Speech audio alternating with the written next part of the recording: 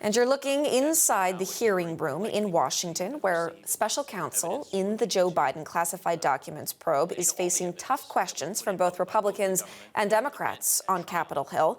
Robert Hur previously found that Biden unlawfully retained classified documents after his service as vice president was over. Hur decided not to charge Biden, but the special counsel made headlines for including in his report comments about Biden's age and memory. CBC's Richard Madden is watching today's testimony and joins us once again. So, Richard, what are you hearing so far?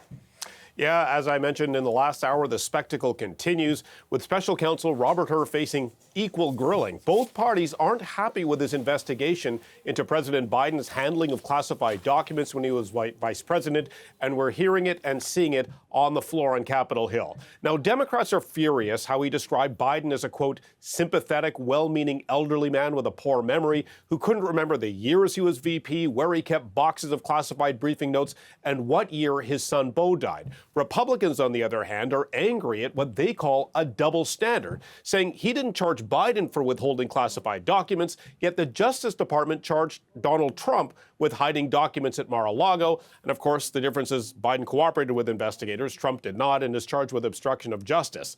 But Hur tried to address both their issues in his opening statement, not only defending his investigation and the blunt language he used in his report, saying basically he called it like he saw it. Watch. My assessment in the report about the relevance of the president's memory was necessary and accurate and fair. Most importantly, what I wrote is what I believe the evidence shows and what I expect jurors would perceive and believe. I did not sanitize my explanation, nor did I disparage the president unfairly. Now, so far, much of this hearing is really feeling like a pre-election battle playing out on live TV with Robert Hur cast as a prop witness. Both parties are looking to score political points ahead of November's election by basically accusing the other side of wrongdoing. Watch this. Could have written your report with comments about his specific recollection as to documents or a set of documents, but you chose a general pejorative reference to the president.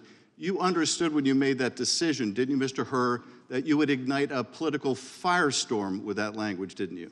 Congressman, politics played no part whatsoever in my investigative steps. But you understood nevertheless, didn't you, Mr. Hur? Mr. Hur, you cannot tell me you're so naive as to think your words would not have created a political firestorm. Has any former president or vice president besides President Trump ever been criminally charged for knowingly retaining classified information after they left office? Yes or no? No. Would you concur that Special Counsel Smith's decision to charge a former president for retaining and disclosing classified information was an extraordinary, unusual, and unprecedented decision? I will not comment on that matter. Well, I'm going to comment. The answer is yes. So we can expect a lot more pointed questions as this hearing continues. And what else are you going to be listening for?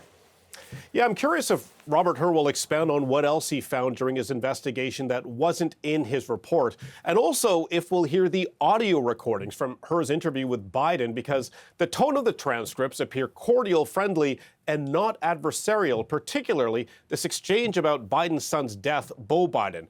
Hur said Biden couldn't remember the year he died, and in the transcript, Biden's staff cut in. But in the report, it sounded nefarious.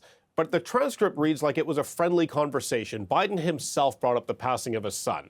But ultimately, this has the potential to fuel some very explosive political moments with election season kicking into high gear. Republicans are likely going to use this testimony and quotes from his report as another angle for their impeachment inquiry into President Biden. Democrats looking to diffuse the contents of this report. Bottom line here, both parties are looking to make their case before the cameras and are using the former special counsel as their own witness.